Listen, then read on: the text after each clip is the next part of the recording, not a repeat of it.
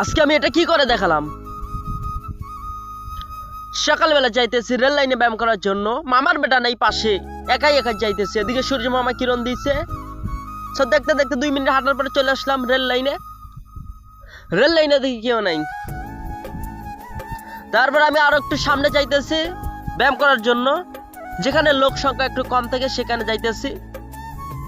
So তারপর stand রেখে এই যে আমি দৌড়াদৌড়ি শুরু করে দিলাম রেল লাইনের মাঝে।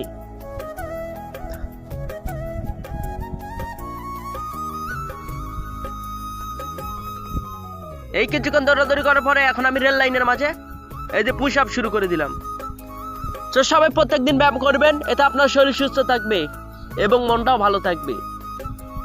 আর শীতের বেলা তো ব্যায়াম করার কোনো বিকল্প নেই, কারণ শীতের বেলা যদি আপনি ব্যায়াম করেন আপনার শরীরটা গরম ধরবে, ঠান্ডা লাগতে পারবে না।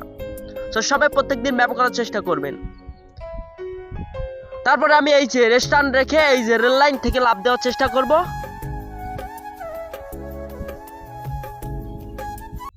এবং আমি লাফ দিয়েছি এবং কমপ্লিট।